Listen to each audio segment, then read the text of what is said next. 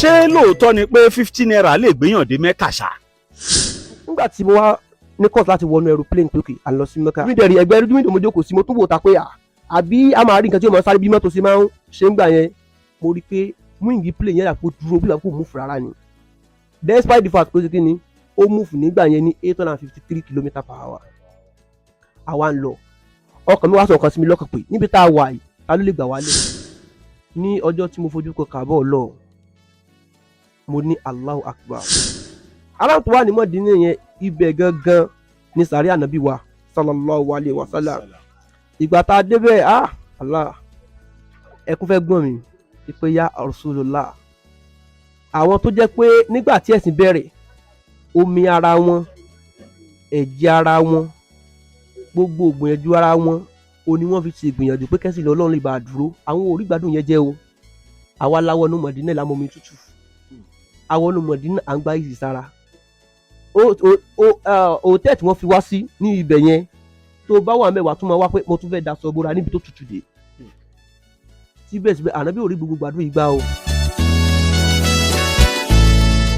ṣé lóòótọ́ ni pé 50 naira lè gbéyàn dé Mecca ṣá? 50 naira ó ṣe máa jẹ́ ohun tó ń gbéyàn dé Mecca ní àsìkò cashless policy. wọ́n ní ẹnìkan wà ládùúgbò yìí tán bá fẹ́ gba 1000 50 naira ló ń gbà. 50 naira lórí 1000 2000 50 naira àwa táwa súnmọ́ gan kò gbowó rárá. lásìkò tá a dẹ̀ ń sọ yìí àwọn ẹlòmíín wà àwọn tí ń gba 400 lórí 1000 ìgbà tá a gbé sórí afẹ́fẹ́ gbogbo èèyàn bẹ̀rẹ̀ sí wo àtúnpadà wá ohun tó wá dùn mọ́ mínú jù rèé Mecca tá a fà yìí lọ kì í ṣe páwọn èèyàn kan dáwó jọ fún un. rárá o. irọ́ o a ò dẹ̀ sọ fẹ́yàn kan wọ́n fẹ́ lọ Mecca ẹnìkan ló kàn wò ó lẹ́yìn tá a fà tún lọ Mecca náà ọ̀pọ̀lọpọ̀ èèyàn ló tún bá a fà wọ́n lówó tán fi ràn lọ Mecca yẹn kí ló dé tán kó fi ṣe business àfà owó tẹ́ fi lọ Mecca yìí mà tó bíi 4 million. tẹ́rí ẹni tó sọ wípé kí n lọ sí Mecca tí ò kúwó fún mi ó mọ̀ túmọ̀ nǹkan tó ṣe because ẹni tó bá kówó sílẹ̀ tó kó Mecca kalẹ̀ pé kí n mú ẹyọ kan ìmọ̀ àpòpọ̀ kí n lọ sí Mecca because kí nìdí àdéhùn Ọlọ́run ni ipe tó bá lọ sí hajj tó dẹ̀ ṣe tó wọn Ọlọ́run wá gbà lọ́wọ́ ẹ̀ nǹkan tó ń fi sanlẹ̀ àlìjẹ́ náà kí wọ́n á kó 5 million naira lẹ̀ pé kí wọ́n kó 5 million sí 5 million rà àlìjẹ́ náà so hajj tí mo lọ yẹn ó pè mí ju kí èèyàn kó fún mi lọ Alhaji Idris Ọlọ́run ní bẹ àti Alhaji Túndé Tìjàní Fọláwíyọ ní Fọlápìtàn. àfà ẹ káàbọ̀ láti Mecca fún wa ní ìrìn àjò Mecca báyìí kan mọ̀ páwọn ìrírí mi náà wà tẹ́yìn náà ní rírí tó pé Mecca lẹ ti máa rí ẹ ti gun plane rí láìmọye ìgbà tẹ́lẹ̀ rárá ṣìgbà àkọ́kọ́ rẹ̀ tẹ́ máa gun plane irú bàbá tó wà lẹ́gbẹ̀ẹ́ yìí ọ̀pọ̀ ìgbà ló ti gun plane ṣe gbogbo ẹ̀ àwọn bàbá yìí abẹ́ gun plane aleykum salaam.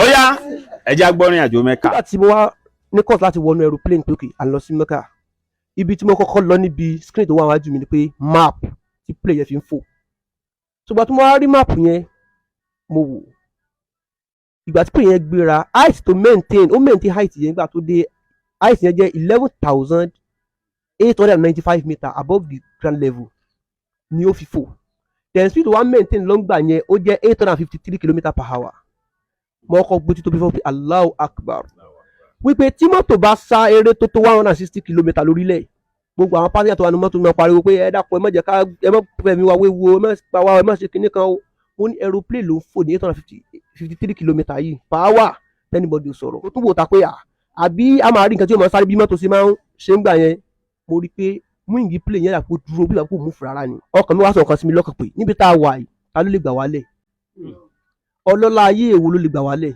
àfi Allah adémọ̀dínà níjọ́ yẹn ìgbà táwa adémọ̀dínà tí wọ́n kọ́ rí ìlú yẹn mo ní Allah so ìlú eléyìí ń bẹ lábẹ́ ọ̀run níbi tó jẹ́ pé gbogbo nǹkan lọ́lọ́run bá fi rọ̀ wọ́n lọ́rùn ní Mẹ́kà àti Mọ̀dínà owó ló ń ṣẹrú wọn bẹ̀ ọlọ́pàá ọmọ ìlú ìṣiṣẹ́ yes níbi tí Ọlọ́run bá rọ̀ wọ́n lọ́rọ̀ dé náà nígbà tí àwa bẹ̀rẹ̀ a ṣe nǹkan tó pè ní síyára kí ni síyára ni pé ká lọ bí àwọn ààyè àrísàmì tó wà ní àwọn ìlú kọ̀ọ̀kan a kọ́kọ́ lọ sí ibì kan tí wọ́n pè ní mọ́síjídù Kúbà mọ́síjídì pọ̀ nílùú yìí tá a mọ̀ mọ́síjídì ẹ̀ mú wa wá pé ká wá wò yìí kí ló fà tẹ́ fi mú wa wá bẹ̀ àwọn ẹ̀ wá sọ fún wa pé ìgbà tí ànábì Muhammad sallallahu alayhi wa sallam tí ànábì kúrò ní Mẹ́kà tó wá sí Mọ̀dínà tó sì jíra wá àwọn ará Mọ̀dínà wà accommodate gan. Ànábì wa sọ pé a máa níbi tá ti máa kọ́ ibi tá ti máa jọ́sìn o.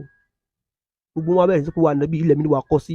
Ànábì wa ní da ẹ fi ràkúnmí mi lẹ̀, ẹ jẹ́ kó rìn káàkiri kó jẹko, ibi tó bá dúró sí ibẹ̀ la máa kọ́ sí. So ibi tí ràkúnmí yẹn dúró sí níjọ́ kìíní àná, ibẹ̀ náà kọ́ mọ́sídìí táwọn pè ní kíni o, mọ́sídìí Kúbà ní Mọ̀dínà.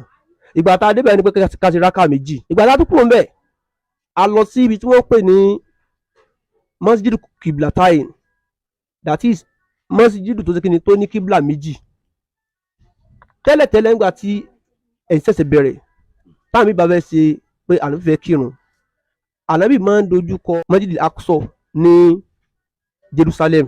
Ọlọ́run wa sọ fún Ànábì pé wà Ànábì o, a tún ti fọ́ ní ìdojúkọ bòmíì tó jẹ́ Káàbà. Àwọn àfáà jẹ́ kó yé wa pé Ànábì ń kírun ọlọ́pàá mẹ́rin lọ́wọ́ ni. Rákà méjì tó wá kù tínú ẹ fi máa complete ni ìmísí yẹn dé fún Ànábì. Tẹ́ bá dé mosque méjèèjì sìn, ẹ máa rí kíbla àkọ́kọ́, ẹ máa tún rí kíbla kejì, náà fi ń pè ní Kiblatain, kíbla méjì. So nígbà tá a tún débẹ̀ yẹn náà, a ṣe kíni, a tún ti náfìlà rákà méjì. So àti àwọn ààyè ọ̀pọ̀lọpọ̀ báyìí náà ṣe kíni ládé. Even adé Haram tó wà ní Mọ̀dínà. Haram tó wà ní Mọ̀dínà yẹn, ibẹ̀ gangan ní sàárè Ànábì wa sallallahu alayhi wa sallam. Àwọn tó jẹ́ pé nígbà tí ẹ̀sìn bẹ̀rẹ̀, omi ara wọn, ẹ̀jẹ̀ ara wọn, gbogbo ìgbìyànjú ara wọn, o ni wọ́n fi ṣe ìgbìyànjú pé kẹ́sìn Ọlọ́run lè bá dúró. Àwọn orí gbádùn yẹn jẹ́ o. Àwa láwọ̀ ní Mọ̀dínà la mọ omi tútù. Àwọn ní Mọ̀dínà à ń gbá ìsì sára. Hòtẹ́ẹ̀lì tí wọ́n fi wá sí ní ibẹ̀ yẹn, tó bá wà mẹ́wàá tó máa wá pé mo tún fẹ́ daṣọ bóra níbi tó tutù dé. Síbẹ̀síbẹ̀ Ànábì ò rí gbogbo gbádùn ìgbà o. Kọ́lọ́ náà kó bá wa lékún kí Ànábì sallallahu alayhi wa sallam. Tó ìgbà tá a débẹ̀, asálàmù sànàbí, sàlámù alaykum ya Rasulullah. Àwa kọjá lọ, akírun àsìbádà. Ìgbà tá a lọ́jọ́ mẹ́fà ní Mọ̀dínà, àwa lọ sí Mecca gangan níbi tí a ti fẹ́ ṣe hajj gangan, tí hajj ti bẹ̀rẹ̀. Tá a débẹ̀ agbẹ́rù wálẹ̀, a lọ sí Haram níbi tí Kaaba wà. Ní ọjọ́ tí mo fojú kọ Kaaba Ọlọ́run, mo ní Allahu Akbar. Torí pé gbogbo mùsùlùmí ayé pátápátá ibi tá à ń dorí kọ kírun rè. So bí ìrìn yẹn ni mo wò yìí, alhamdulillah, Ọlọ́run ọpẹ́ ni fún ọ o. So a dẹ̀ wọ bẹ́ẹ̀, a tawaf. Ìgbà tó dáàyè kan tí wọ́n ní pé ká tọrọ nǹkan tá a fẹ́, a tún tọrọ. A tọrọ fúnra wa, a tọrọ fún àwọn olólùrànlọ́wọ́ wa. Ìgbà tá a parí tawaf tán, a lọ sásàfà, àsámọ́ríwá. Ìgbà tá a sì yẹn tán, abomi sẹ́msẹ́mù mu. A wá padà sí hòtẹ́ẹ̀lì tí wọ́n fi wá sí. Ṣé wàá rí hajj? Ó máa ń dùn tí èèyàn bá wà ní ọ̀dọ́. Kó lọ ń wá dákun gbogbo àwa tá a wà ń bí àti gbogbo ẹ̀yin tẹ́ máa wo fídíò yìí. Lógo Ọlọ́run láìpẹ́ láì jẹ́ ń bá ní interest kó fẹ́ lọ síbẹ̀, Ọlọ́run bá máa ṣe hajj fún ní rọrùn. Ìgbà tí iṣẹ́ hajj gangan wá bẹ̀rẹ̀, because tí iṣẹ́ hajj bá máa bẹ̀rẹ̀, a máa kúrò ní hòtẹ́ẹ̀lì tá a wà ní Mecca. A máa lọ síbi tí wọ́n pè ní Múnà. Múnà yẹn ọjọ́ márùn-ún lèèyàn máa lò ń bẹ̀ ní Múnà. Nígbà tá a dé Múnà, wọ́n tẹ́ rọ́ọ̀gì síbẹ̀ ni. Wọ́n wá gbé mattress kéékèèké, wọ́n gbé síbẹ̀. Ipe ká mú ní kọ̀ọ̀kan pé bẹ́ẹ̀ la máa sùn sí. Àtolówó àdára wa mọ̀, àtàsùn sẹ́gbẹ̀ẹ́ ara wa. Bẹ́ẹ̀ ni. Ẹ wà rí tajọ́ ń bára wa sọ̀rọ̀. Ìfún ọ̀gán àwọn olówó gangan náà ò lè sí bí olówó because ẹ mọ̀ irú ààyè yẹn gangan náà rẹ̀ àwọn ilẹ̀ pátápátá.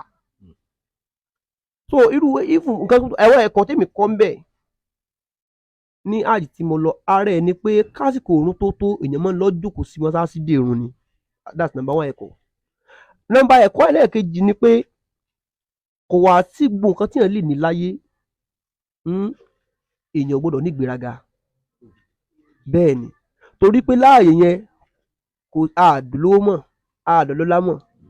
Dọ̀tí mi pé gbogbo wa nǹkan kan náà ni wá. Rárá, àjùra wa lọ. Ìgbà tó yá, àwọn elétò sọ pé tọ̀, a máa kó òǹbí o, a máa lọ sí Muzdalifa. Ibẹ̀ gangan ni láti sa oko, wípé a fẹ́ lọ ju oko àṣetánì.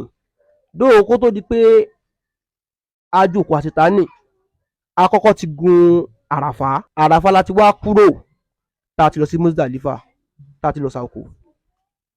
Ìgbà tá a wá sa òkú yẹn tán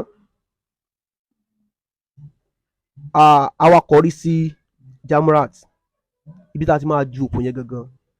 Ìrìn tá a rìn láàrin Muzdalifa yẹn sí Jamrat yẹn tí mo bá wò ó máa fẹ́ tó wákàtí méjì. Bí wákàtí méjì yẹn ti wá tó yẹn títà mi yẹn fi pé ya mọ̀ because if ọ̀rọ̀ elétò gan sọ pé omi Zemzem ní omi yẹn tó bá jẹ́ pé bóyá nǹkan sì pé ó ní àìlera kan kó o pé ṣé mo lè lè ṣiṣẹ́ àjìṣà bóyá mi ṣe ń rí ìkíní kan igbá kan àwo kan tó bá mu omi yẹn pẹ̀lú àníyàn tó pé tó wá sọ pé wọ́n lọ dákun gbogbo nǹkan tó ń ṣe mí yóò fẹ́ dí mi lọ́wọ́ kí n mọ́ rí ọ̀sìn ni dákun bá mi mú kúrò bẹ́ẹ̀ kó fún mi lókun tí màá fi ṣiṣẹ́ yìí Ọlọ́run dẹ̀ mú kó mẹ́ lójú ẹsẹ̀ àdìkù àṣetánì alhamdulillah adẹ̀ tí kí ni a tún padà sí Muna. So àwọn òkò yòókù tá a tún jù àti Muna sí kí ni láti wá sí Jamrat láti ń jù. So gbà tá a rẹ̀ jù tán a padà sí Mecca a tún padà sí kí ni a tún padà bá ìbádà wa lọ lórí agbọ́nrin ẹ̀sìn nìyẹn.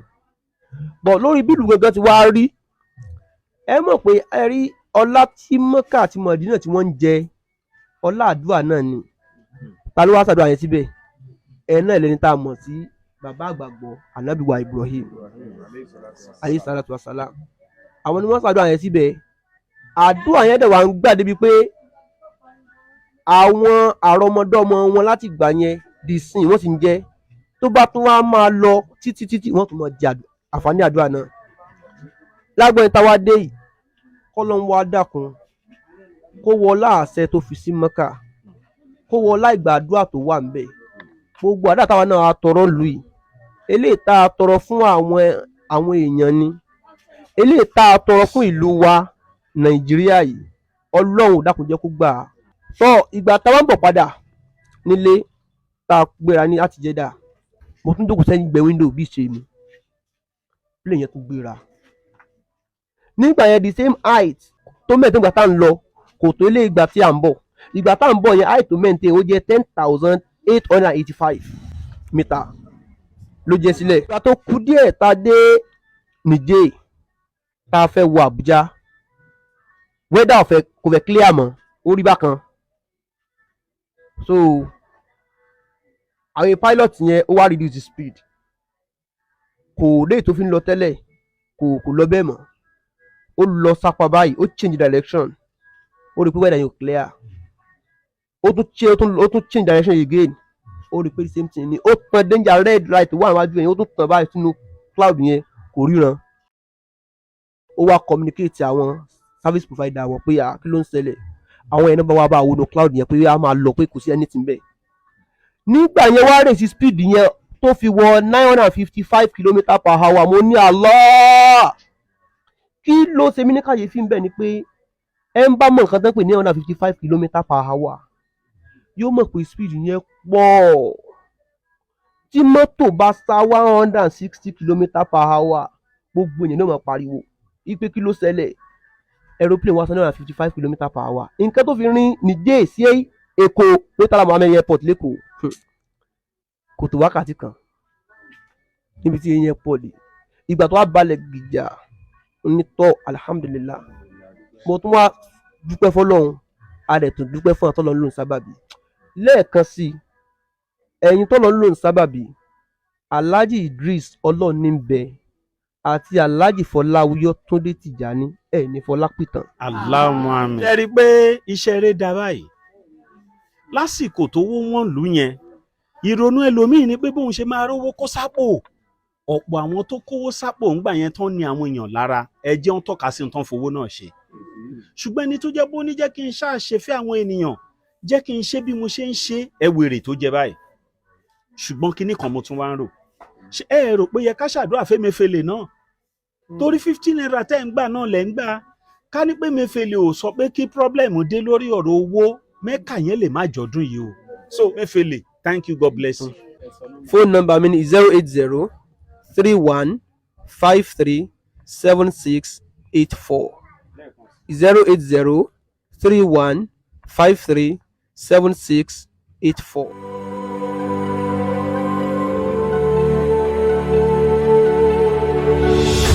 ìròyìn ayọ̀ rèé fún gbogbo ẹni tó wà ní London àtàgbègbè ẹ̀. Arahim Afro-Caribbean Cash and Carry, import and export of African foods, also help to pay school fee in UK for Nigeria with money transfer to UK and back to Nigeria. Arahim Afro-Caribbean Cash and Carry wà ní Graham Excess RM 139YS Up Minister Road, South Graham, London. Gbogbo èyí tẹ́ wà ní London pátá ó yá ẹnì ṣólọ́dọ̀ Arahim Afro-Caribbean Cash and Carry. Ibẹ̀ gangan ìfọ̀kànbalẹ̀ wà.